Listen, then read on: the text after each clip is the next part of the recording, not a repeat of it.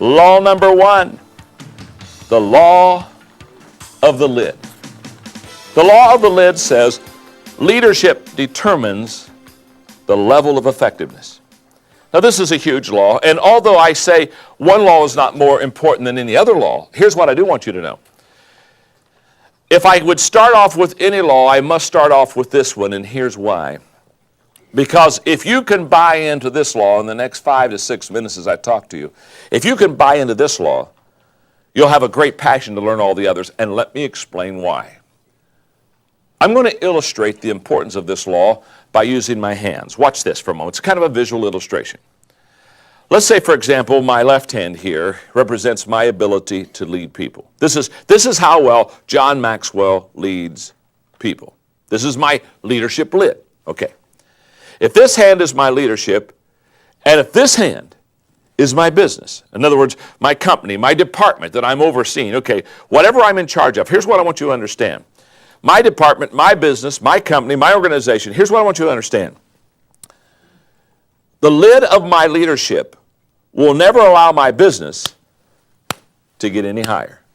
It'll never allow in other words, if this truly is my leadership lid, my company, my business, my department, my organization, whatever it is, it can never get any higher than the lid of my leadership.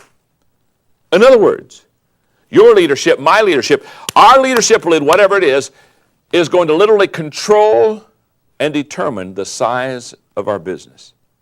Now, this is huge. If I were sitting where you are right now and I was taking notes, what I'd be saying to myself is something like this. Since the law of the lid says that my leadership is going to determine my effectiveness, the most important thing that I can do in my life is learn how to become a better leader. Let me explain to you. Remember, I've already said to you the laws can be learned. We've already realized that you can learn these laws, okay? In fact, you told your neighbor you can learn these laws. Now, let me explain to you what can happen. Let's say from a 1 to a 10, my leadership lid is a 4. Well, what that means is if I'm a 4 as a leader, then my business, my organization is going to be a 3. Now here's what's not going to happen. If I'm a 4 as a leader, my business or my organization is not going to keep going above that lid and go to a 4, 5, 6, 7. It's never happened. In the history of mankind, the organization has not grown beyond the lid of the leadership of that organization. The leadership contains and controls and determines the size of the business. Now, so if I'm a 4, you look like a great smart audience, so I'm going to ask you a question. If I'm a 4 as a leader, what's my organization going to come to that I lead? But what's my number? 3, 4 max, isn't that right? Can't be any higher. What it's not going to be a 5, 6, or 7 because my lid is a 4. Now, the good news is I can learn to lead. So here's what I'm saying. If I'm a 4 as a leader and I've got a 3, 3.5, maybe, max, maybe a 4, I doubt, company or organization, here's what I want you to see.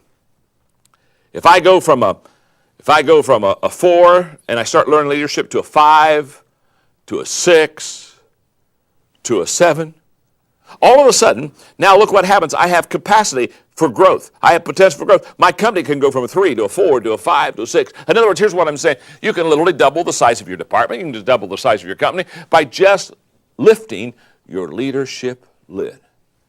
And every one of you here, everyone that would watch these tapes, I want to say this to you. You can lift your leadership lid. But everything, remember this, everything rises and falls on leadership. By the way, where I learned this, when I lived in San Diego, California, I had a fellow by the name of Don Stevenson who was my mentor.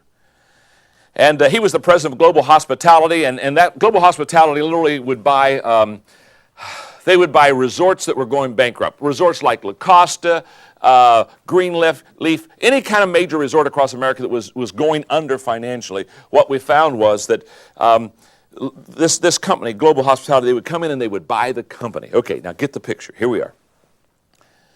I'm sitting out with Don Stevenson about every other month. He's mentoring me. And I asked him one day, I said, Don, when you go buy a bankrupt company, a resort that's going under, are there some things that you always do?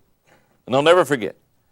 He looked at me and said, John, he said, yes, there is. He said, when we go into a bankrupt company, he said, there are 2 things we always do. And I looked at him and said, 2 things? He said, yes, absolutely.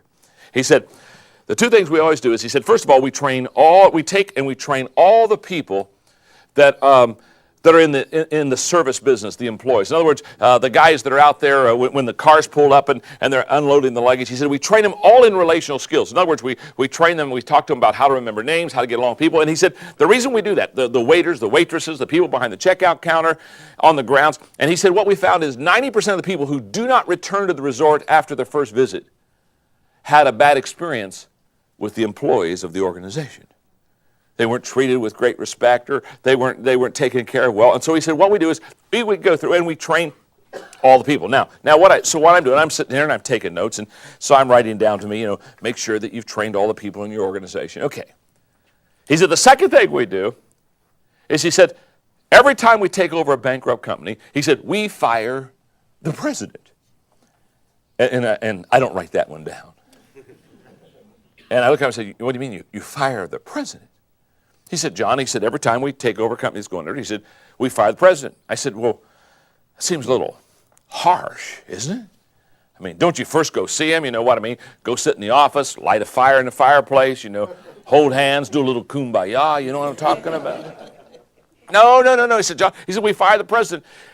And I'm pressing him a little bit more, and I can remember, because he was eating the salad. He was just looking down, eating the salad, talking to me. And he stops, puts his fork down. Now he's looking at me. He's a little bit ticked that I'm not catching this, And he's looking at me. He said, John, listen to me. He said, if the president were any good, the company wouldn't be going bankrupt. The first thing we do is fire the president. I remember finally saying, okay, fire the president. You know what he was teaching me that day? He was teaching me the law of the lid. What he was really saying to me is that it's an absolute fact that in any organization, everything rises and falls on leadership. And the leadership of that organization will determine the size of that organization. And so therefore, when you have a good company that's thriving and doing great business and excelling, you've got good leadership. And when you've got a company that's stagnant and it's going downhill and it's not going well, I can promise you, you have bad leadership. Everything rises and falls on leadership. Now let me tell you what that law did for me as a leader. That day, when I walked out from the table, after listening to Don talk to me, that day, what I realized was that I was responsible as a leader. That I had to now take responsibility for my organization. I had to take responsibility for my people. I had to take responsibility for the success of my company. That I couldn't go and blame someone else. I read a statement recently that's just powerful. Here's what it is. It's easier to go from failure to success than it is to go from excuses to success. That's a tremendous statement. And whenever as a leader I begin to make excuses for why my company is not doing well or why my organization is not doing well, and I began to go and say, well, you know what, I mean, we're in the wrong location and we got the wrong people. And listen, cut the excuses out. If you're the leader, learn to lead and take responsibility for that leadership. Here's the good news. You can grow as a leader. You can become a better leader than you are right now. That I promise you. But take responsibility. Because the law of the lid says the organization or the company cannot rise any higher than your level of leadership. The law of the lid is a huge law. So if you'll notice in your workbook, I have some questions. Just some simple questions. Questions that I want you on your own to ask yourself. Questions such as, what is the lid number on my leadership? From a 1 to a 10, where am I? Question number 2. I love this one. Would those around me agree with my assessment? Get your leadership team together. And, hey, by the way, let me just say this. If when you're kind of evaluating yourself, if you put down that you're probably from a 1 to a 10, you're probably like a 9.5. And you ask your team, you get your team together and say, what do you think my number is? And they say you're a 2.5. You're probably missing something. So let those around you evaluate and assess your leadership. And then question number 3, what is my plan to increase my lid number, my leadership lid number? How am I going to grow it? Because I have found that this is absolutely key. The ability to prepare and do curriculum like we're doing here so that you can grow as a leader. I mean, how am I going to grow my leadership lid? And question number 4, what are the lid numbers of those that work with me? That's a great question. Those that are around you close, Because one of the laws we'll study in the 21 Irrefutable Laws of Leadership is the law of the inner circle. And the law of the inner circle says those closest to me determine the level of my success. So what are the lid numbers of those around me? And then question number 5, what is my plan to increase their lid numbers? What's my plan? How am I going to increase the lid numbers of those around me? Law number 1, the law of the lid.